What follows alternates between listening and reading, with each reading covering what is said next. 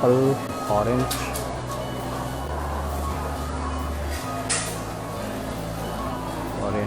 से पैकेट बासमती और ये पैकेट से हमारा 498 येन जो पीस निपान यावदा 498 से उपा चहुम किदम हेले इंडिया के साथ ये मस्क मेलन से अंतांग से अमदा 1580 yen. 1500 है ये इंडिया के साथ around 1000 rupees combined within. ये watermelon, ये watermelon 1980.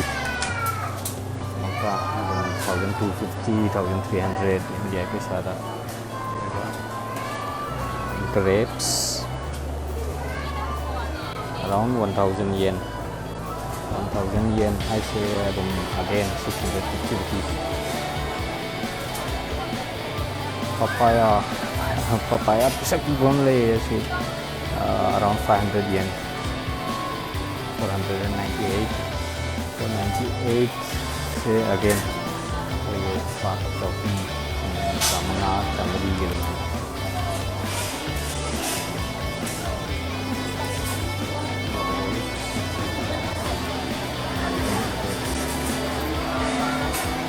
Vegetables, apple yang caubam lagi ni apple amada 198 yen. Apple amada ni ko kilo dan ke. Jadi mathak ki jina 238 to 57. Mana?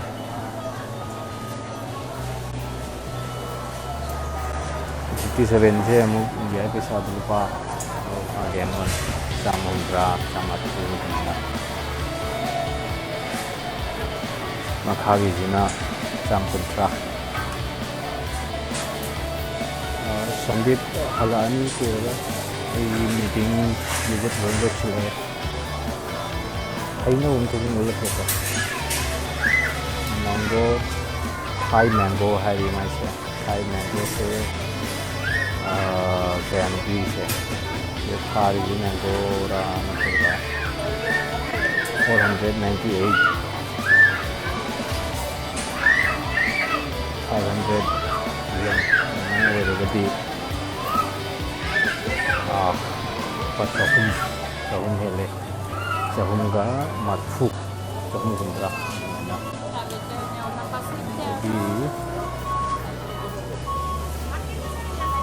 tomatoes sige tomato apik pa ni 280 yen.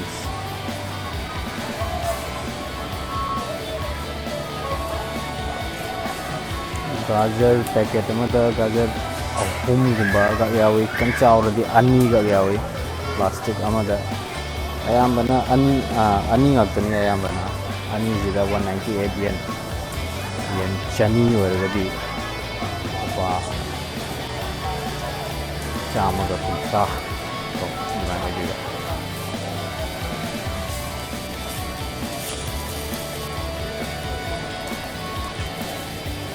Tomato कितने चावबा मंगागा यावबा packet सिदा yen चनी यांखल yen India के साथ नगी Pensian sama ga India ke bisa lupa manga rom itu mangga mana ba si cauliflower piece sama da sahum lo yen da pensian sahum lo and fresh oi ba yana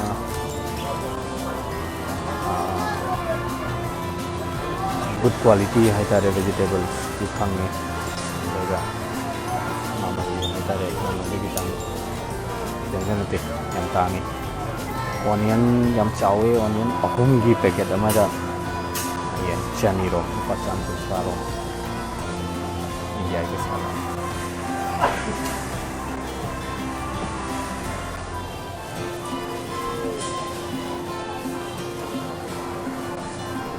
Mairen macha se kidang aga kilo makhai gumba male half kg gumba 200 yen 220 yen 140 rupees. Ye mangra amada 300 yen pachen hele mangra makung lei ye khoi maitai gi manipur gi pan su bhangi sida aloo onions wow nice cabbage quality se ai si se thambau male attabra natte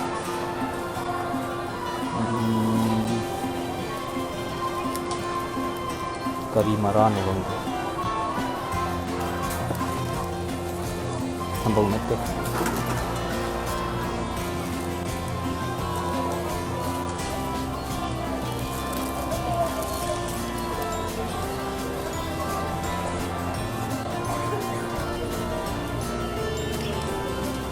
radish muli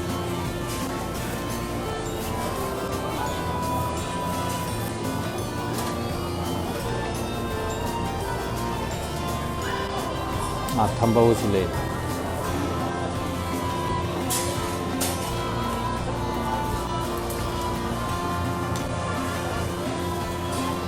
185 yen.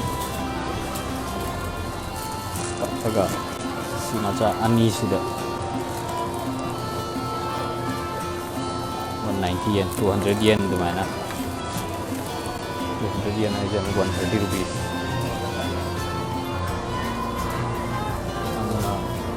Fresh vegetables yang kami.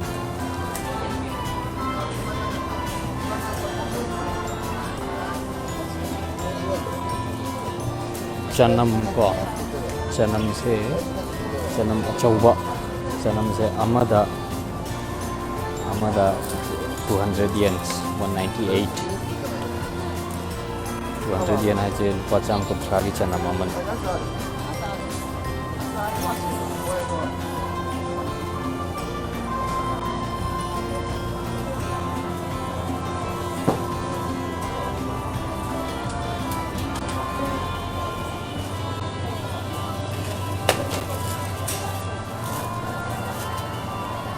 Kepa hanggam gumba mana palak gumba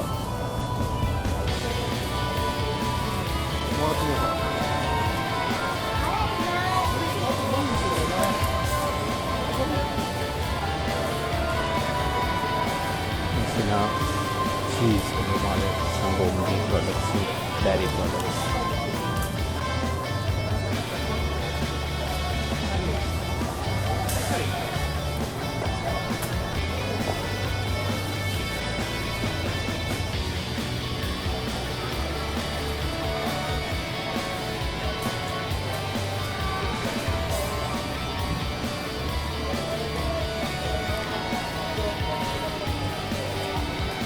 Yen yon hendong ko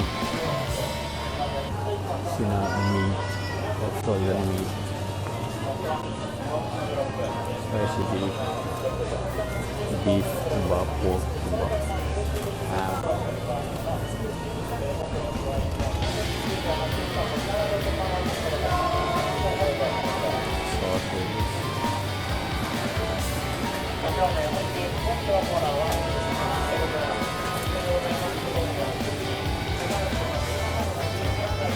Malik.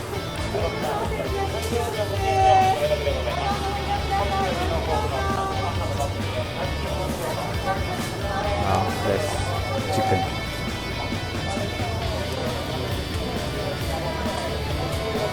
Chicken ini part setengah-tengah loin lokal, mana part tengah-tengah dia.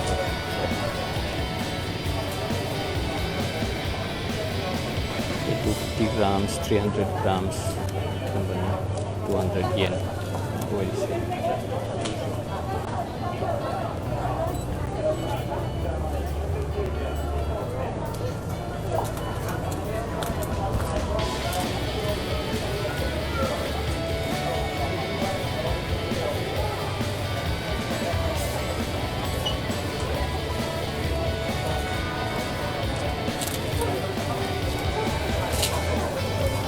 300 yen. So half kg. 1 kilo ra 1 kilo ama.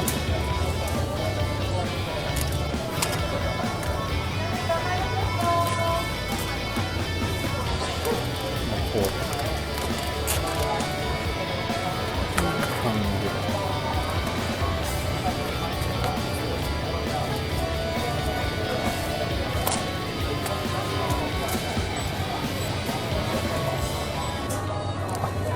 しませんけれども、はい、これ1キロですか？これ713ああ、ここです。わかりました。ありがとうございました。So we can have 713 grams. 713 grams. So makada ibis yo. Like sina gram chatruk kumba. So half kg say roughly 300 yen. Right?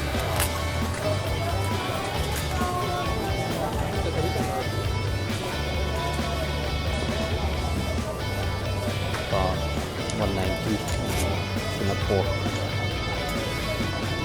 pork sina kilo tangkai da 600 yen.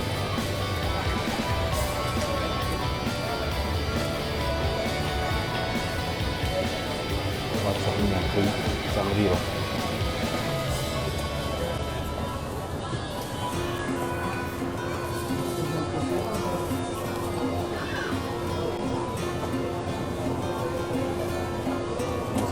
Spice kari-kari tayo rin lagi pan kat ni fuel lere sih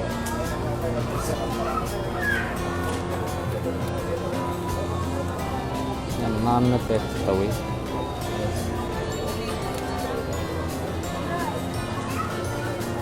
cakla nih sinanga ada different types.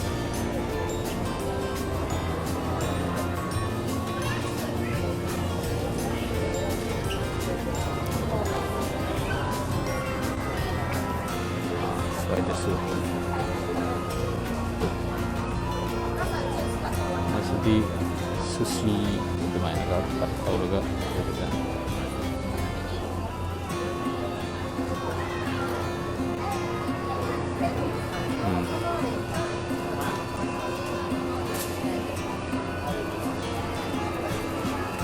Marum manung dia itu.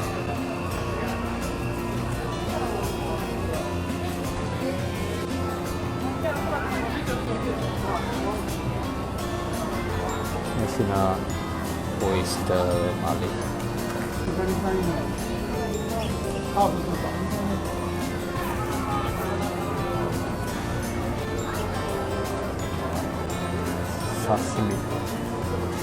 Sashimi hai se smaina dum nasi ngatani ka aga smain sum char bani moi chai se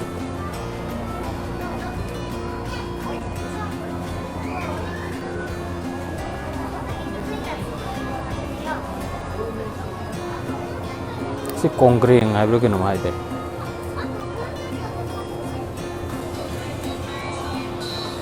shrimp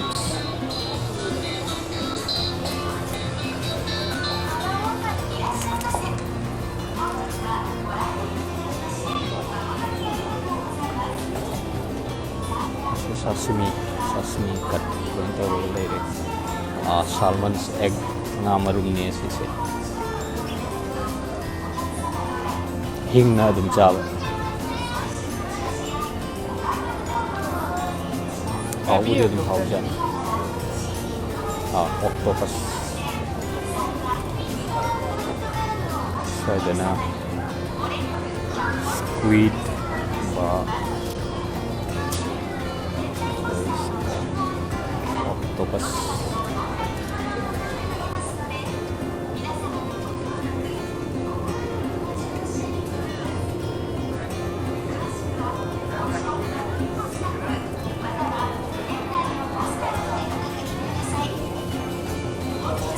ngamarum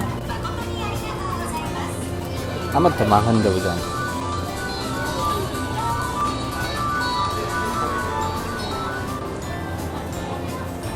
ay tempura restaurant mo na hanso lugar yam na special na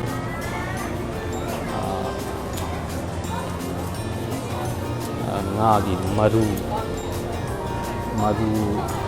ꯀꯔꯤ ꯑꯩꯈꯣꯏ ꯃꯌꯥꯏꯒꯤ ꯃꯔꯨ ꯑꯆꯧꯕꯗꯨ ꯐꯖꯅ deep fry ꯇꯧꯔꯒ special item ꯑꯣꯏꯅ ꯍꯥꯞꯄꯛꯑꯦ ꯀꯔꯤꯅꯣ ꯉꯥ ꯃꯔꯨꯁꯨ ꯄꯤꯔꯤꯁꯦ ꯍꯥꯏꯅ ꯈꯜꯂꯨꯏ ꯑꯗꯨꯒꯗꯤ ꯌꯥꯝ ꯍꯥꯎꯔꯝꯃꯦ ꯒꯣꯃꯦꯟ ꯉꯥ ꯃꯀꯣꯛꯁꯨ ꯌꯣꯜꯂꯦ ꯉꯥ ꯃꯀꯣꯛ ꯑꯅꯤꯗ ꯂꯨꯄꯥ ꯌꯦꯟ ꯆꯅꯤ ꯂꯨꯄꯥ 150.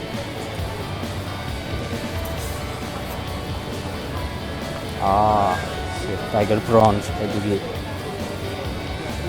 king crab की makut sida king crab ama pura leire sidi khara noksullaga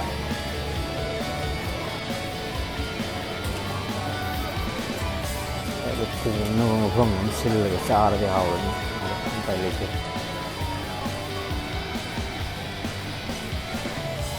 instant food noodles